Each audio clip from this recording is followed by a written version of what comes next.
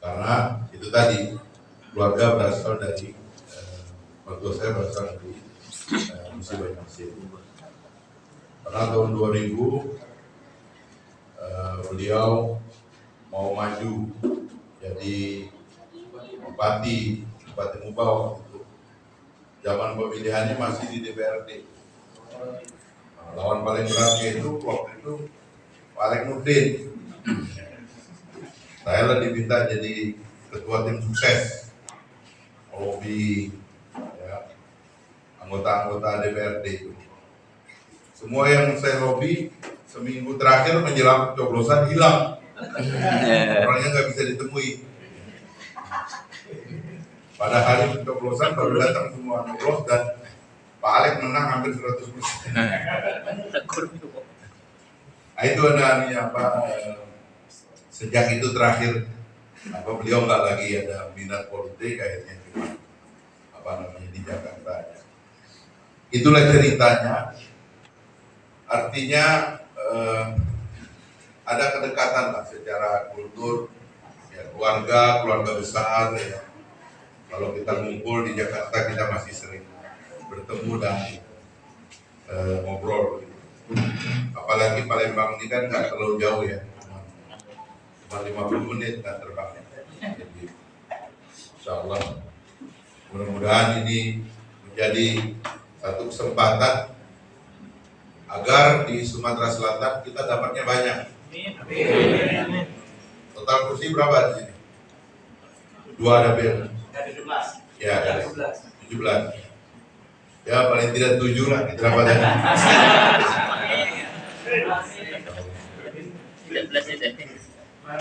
Jangan ketawa, serius ini. Ada saya soalnya. Apalagi jangan bikin malu.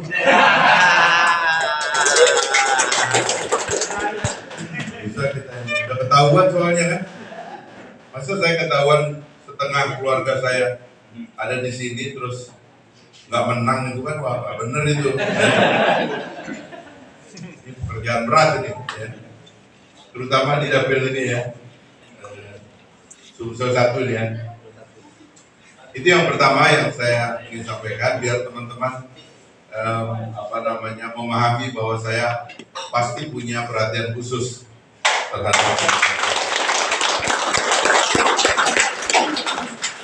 saya sebenarnya banyak ngomong dengan beberapa tokoh. Saya belum finishing, tapi banyak sekali tokoh yang insya Allah dari sini kawan lama saya, ngobrol lama saya, ya, termasuk orang Pagar Alam itu Pak Susno Duaji karena saya pernah bantu dia agak dalam kan. Saya kan waktu dia berkelahi dengan Pak Cecak Buaya dulu kan saya yang bantu Pak Susno tuh ya, sampai dari hampir mundur jadi Kabar Eskrim ya kan, sampai kemudian namanya berkibar-kibar sampai berkelahi dengan Kapolri dan akhirnya dia ditangkap. Itu saya semua yang bantu ya, makanya kemarin masih ngobrol gitu, saya bilang sama beliau ya ngobrol-ngobrol lah karena saya kira banyak yang bisa kita kerjasamakan dengan beliau. Yang kedua, tadi juga saya bicara tentang ide-ide besar, ide-ide makro. Teman-teman sekalian, Pak Ketum sudah banyak sekali berbicara tentang ide besar ini, tentang kelahiran, tentang situasi dunia. Ya, saya juga sering bicara tentang situasi di dalam negeri kita. Bahkan saya sering memakai analisis perubahan-perubahan besar dalam sejarah Indonesia 20 tahunan. Kalau Pak Ketum bicara tentang perubahan tentang global 100 tahunan. Dan krisis yang terjadi pada awal partai kita berdiri. Sehingga memang partai kita ini berdiri memang pada awal krisis. Dan di awal krisis itu pertemuan-pertemuan dengan pemerintah, ya khususnya Kementerian Hukum dan HAM pada waktu itu lebih banyak memakai cara virtual. Saking repotnya pada waktu itu, Pak Loli, ya Menkumham, menawarkan kepada kita, ngapain repot-repot bikin partai? Ini banyak partai di Menkumham ini yang ditinggalkan oleh yang punya, mau dijual. Cukup dengan membayar 1-2 miliar, kita udah bisa dapat partai utuh. Tinggal bikin pura-pura kongres, balik nama, udah selesai. Ada banyak partai yang kayak gitu. Kita nggak usah sebut namanya, karena yang ganti casing aja. Tapi kita bilang kita nggak mau. Kita mau membuktikan bahwa kita punya jaringan. Kita mau membuktikan bahwa kiprah kita selama ini tidak sia-sia dan banyak yang menyaksikan. Kita mau membuktikan bahwa ide dan pikiran partai ini hidup di seluruh antero Indonesia.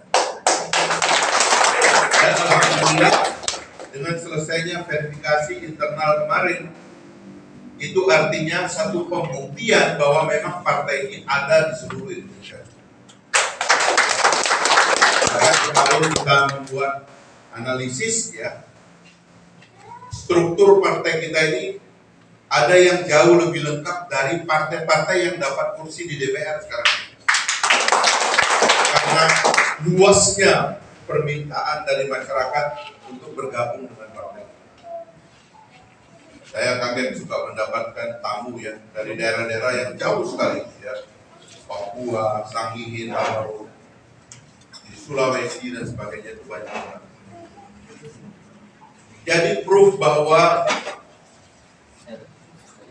ijtihad kita untuk mendirikan partai ini memang menemukan momentum. Ya. Insya Allah sejarah akan membuktikan bahwa apa yang kita pikirkan dan sekarang mulai nyata dan menjadi kenyataan, itu bukan sesuatu yang fiktif sifatnya, bukan sesuatu yang tidak kita rencanakan, bukan sesuatu yang tidak kita pikirkan, tetapi sesuatu yang betul-betul setahap demi setahap kita letakkan jejaknya secara terang-benderang. Dan sekarang alhamdulillah jadi kenyataan. Dengan verifikasi kemarin yang lebih dari 100% ya, termasuk dari Sumatera Selatan ini ya, persyaratannya melebihi 100%, insya Allah maka kira-kira nanti pada saat pendaftaran di KPU ya, kita udah niat betul, azam betul bahwa Partai Gelora akan menjadi pendaftar pertama,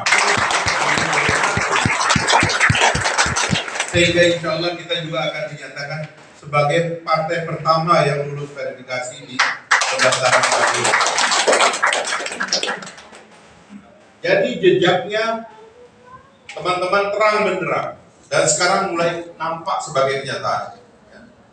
Terharu kita melihat teman-teman dari Maluku, dari Papua sana datang ya ke Jakarta untuk menyerahkan dokumen demi dokumen yang diperlukan. Itu luar biasa.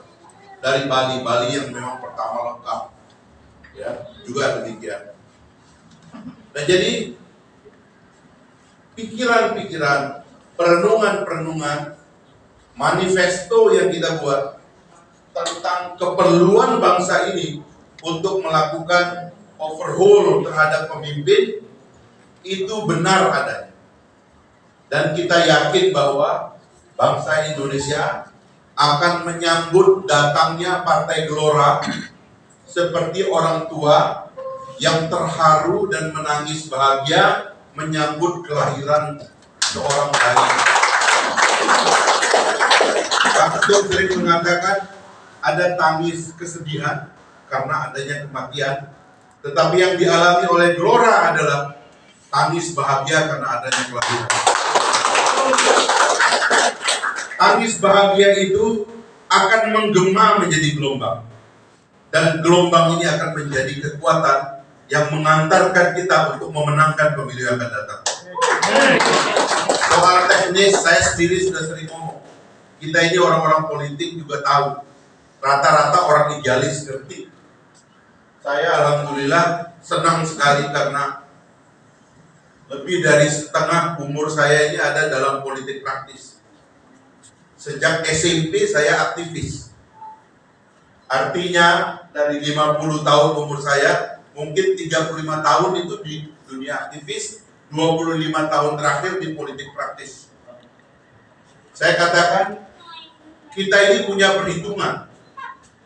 Kalau memakai perhitungan manusiawi, insya Allah kita ini tahu cara menang, juga tahu cara curang. Meskipun kita nggak akan curang, tapi sebaik-baik pemimpin adalah yang mengerti bahwa di sekitarnya ada kecurangan dan dia nggak bisa dicurangi. Jadi kita tahu cara curang itu artinya bukan kita mau curang, tapi karena kita tahu orang itu akan bermain curang atau tidak. Insya Allah kita tahu cara menang dan kita tahu cara curang.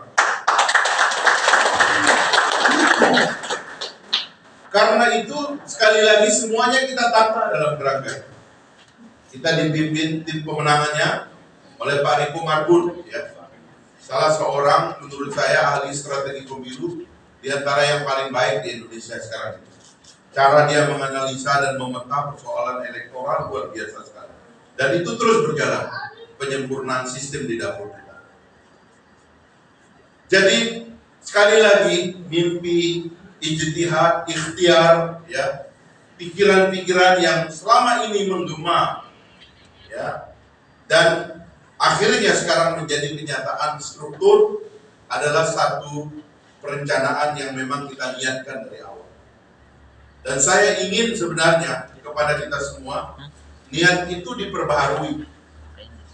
Tentu saya ingin mengucapkan terima kasih juga atas apa yang tadi disampaikan oleh Pak Erza tentang capaian ini, ya, luar biasa kerja dari teman-teman.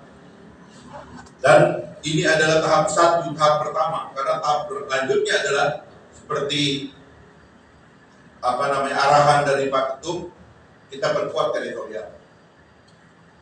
Tapi sebelumnya saya menginginkan agar kita semua, khususnya teman-teman yang sudah istikharah, yang sudah niat bahwa saya akan bertarung di jabatan politik, di jabatan publik sebagai anggota legislatif, khususnya 14 Februari 2024.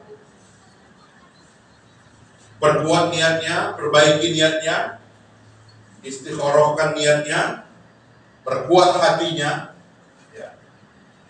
Lalu kemudian kita berjalan bersama-sama dengan niat yang baik dan benar itu, kita menangkan pertarungan.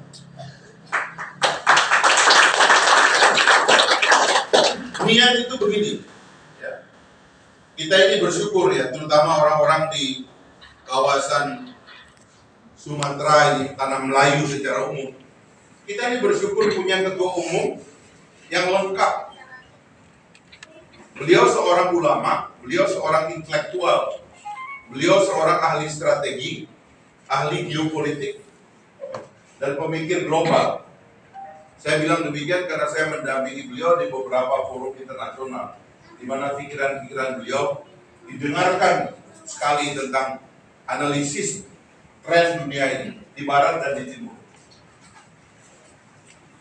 Kita memiliki pemimpin yang kalau dibandingkan dengan yang lain itu jauh sekali. Karena lagi-lagi seorang intelektual punya konten. Dan juga sekaligus seorang ulama yang bisa memberikan kepada kita justifikasi tentang perjuangan ini. Dan di antara yang paling penting kita ingatkan adalah beliau mengatakan, niatkan ini sebagai amal kita yang paling baik. Sebab dengan cara apa kita mau merubah masyarakat ini? Kita mau menjadi seniman, bikin pertunjukan dalam rangka mempengaruhi, katakanlah, pikiran orang, terbatas. Kita jadi guru, punya sekolah besar, oke.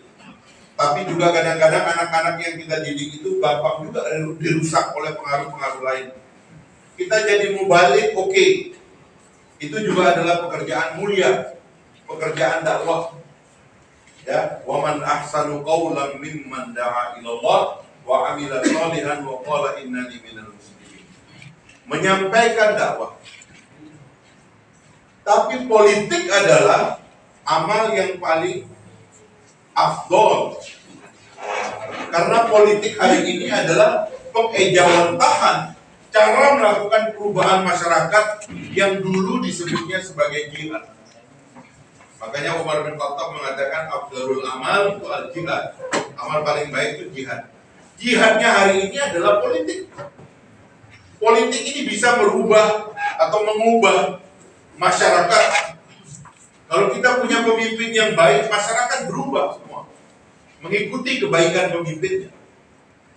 Itu sebabnya kalau dulu orang bertarung di kawasan ini, dulu banyak kerajaan, dan cara mendirikan kerajaan itu adalah mengalahkan kerajaan lain.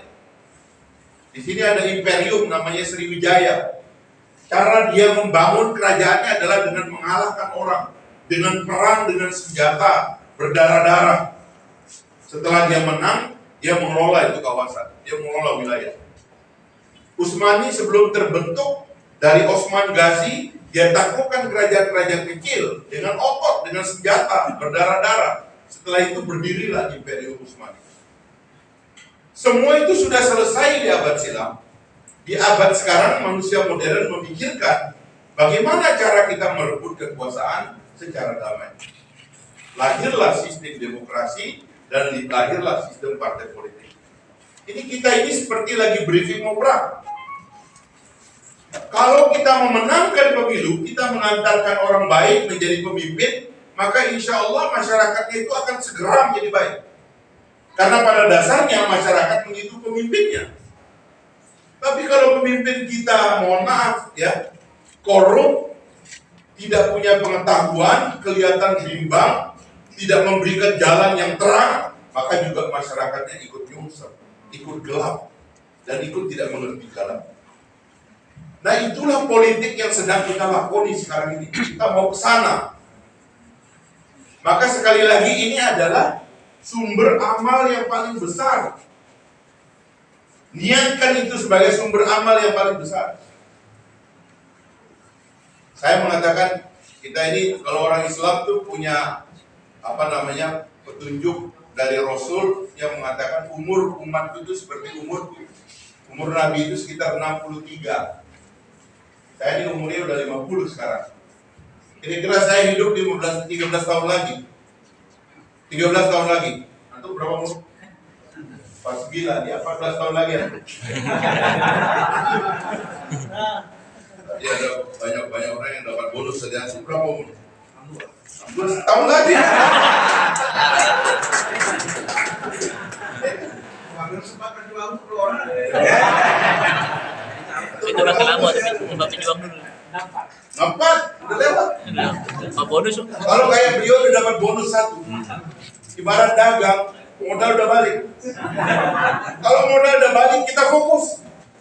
Kita gunakan sisa waktu kita ini adalah untuk memperjuangkan kemenangan partai ini. Sebab kita yakin kalau partai ini menang, pemimpin-pemimpinnya jadi pemimpin nasional, insya Allah Republik ini jadi baik. Jadi kalau orang sudah dapat bonus seperti beliau, udah gak ada takut lagi, udah kembali modal. Taruh aja habis-habisan. Kita tarung habis-habisan udah. Sebab kita tahu juga sistem yang tercipta ini kan sudah kadung rusak juga. Ya, masyarakat mau kita sadarkan kayak apa udah dirusak kok. Pertarungan pikiran yang tadi kita niatkan dari pertarungan pedang berdarah-darah menjadi pertarungan pikiran, tiba-tiba menjadi pertarungan harta. Dan itu merusak masyarakat. Kita tahu itu dan kita harus tahu itu. Saya sering kalau lagi berdua dengan ketum saya bilang, kita ini pemikir ideal. Beliau berpikir ideal, saya berpikir ideal. Kalau lagi membela sistem, berbicara tentang konsepsi yang benar, ngotot. Beliau kalau berbicara tentang peradaban, tentang nilai manusia, perubahan masyarakat, ideal betul. Tapi masyarakat kita udah diracuni. Ya. Jangan sampai yang ideal ini, ya, demokrasi kan demikian. Jangan sampai yang ideal ini kalah. Hanya karena masyarakat kita sudah dirusak. Sekarang pemilu ditetapkan cuma 75 hari. Mau debat apa 75 hari? Masa kampanye. Mau debat apa? Ya paling nanti cuma perang baliho pinggir-pinggir jalan tuh nanti. Yang punya duit orang-orang kaya. Orang-orang kaya mendadak dari tambang, dari batu bara. dari minyak, bohir-bohir, ya kan? Nggak ada lagi pertarungan pikiran. Kalau nggak bansos, serangan fajar. Tapi sekali lagi, kebaikan tidak boleh kalah. Ya, kebaikan tidak boleh kalah. Dan saya katakan tadi, kita tahu cara menang dan tahu cara curang. Jangan sampai dicurangi, supaya kebenaran jangan sampai dicurangi, supaya orang baik jangan sampai dicurangi.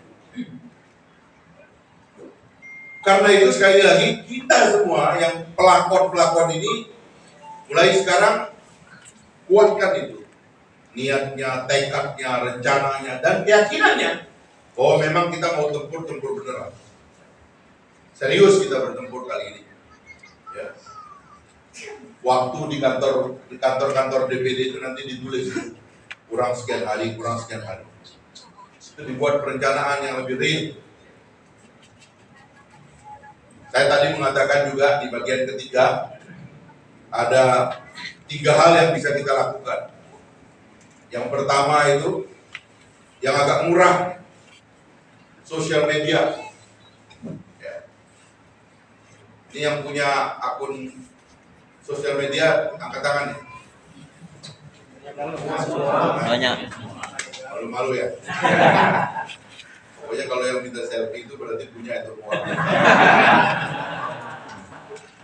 Itu aja dulu.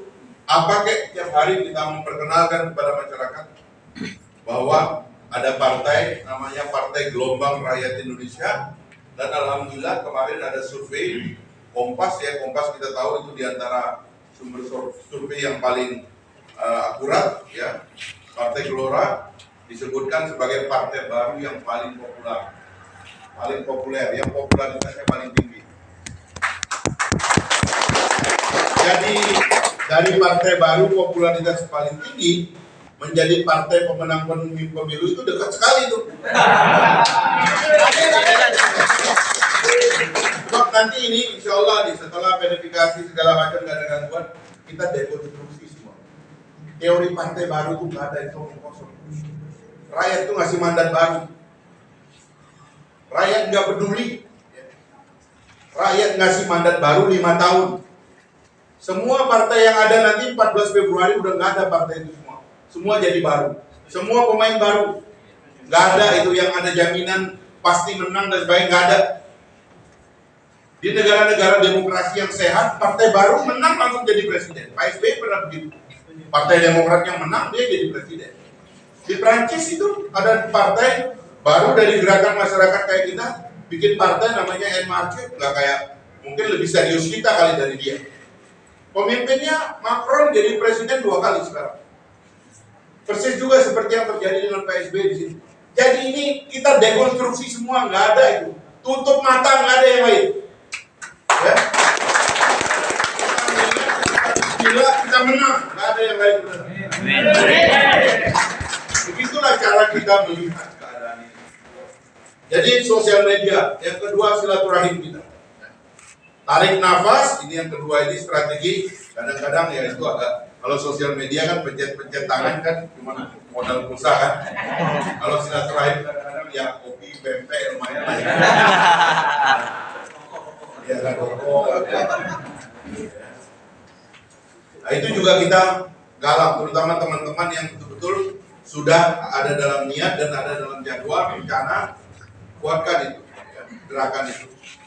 Barulah yang terakhir sekali lagi menunjukkan kepada masyarakat bahwa kita betul-betul mau ke sana. Nanti ada momennya, ya, karena semua dalam schedule yang direncanakan secara akurat.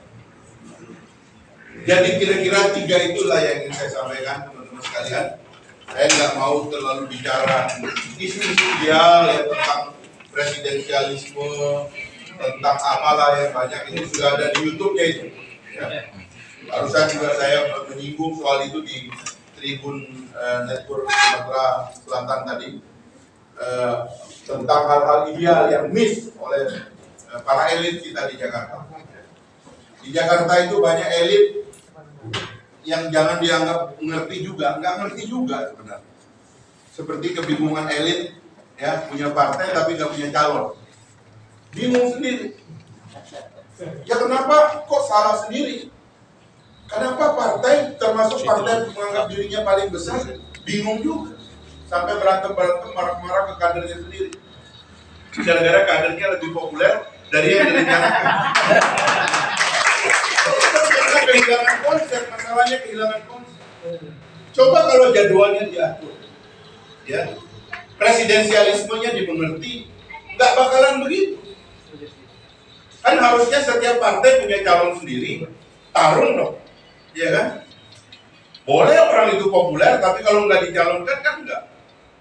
Maka kemudian harusnya kan dari awal partai-partai memperkenalkan pemimpinnya sebagai calon pemimpin. Capek-capek bikin partai, ya kan, punya TV segala macam, orangnya pakai pakaian seragam, sekolah ini, sekolah itu, pidato, baris sana, baris ini. Waktu mencalonkan, nyalonin orang lain. Nah, terus apa gunanya partai politik? Ya kan? Kalau sekedar mau nyalonkan orang lain, ya nggak usah bikin partai politik, bikin rekrutmen tenaga kerja aja. Tapi ini kita membuat partai politik yang menggerung ideologi dan pikiran tertentu, dan orang-orang itu nanti kita harapkan dia yang akan memimpin republik ini. Karena itu setiap yang berani mendirikan partai politik juga harus berani mendirikan atau memimpin negeri ini. Harus ada nyali untuk memimpin negeri ini. Sekarang para politisinya nggak punya nyali untuk memimpin negeri, lalu tiketnya diberikan kepada orang-orang kaya. Hanya karena menganggap orang kaya itu akan membiayai pemilu.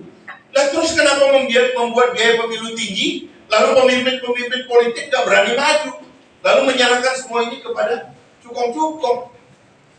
Ini kebingungan orang Jakarta. Menurut saya itu nanti saya beresin tuh yang di Jakarta. Teritorial menang di sini kita, insya Allah Jakarta kita menangkan. Gampang. Amin. Jakarta gampang ditaklukkan. Ya. Sumatera Selatan lebih sulit ditaklukkan. Terima kasih. Assalamualaikum. Waalaikumsalam warahmatullahi wabarakatuh. Luar biasa. Tepuk tangan dulu.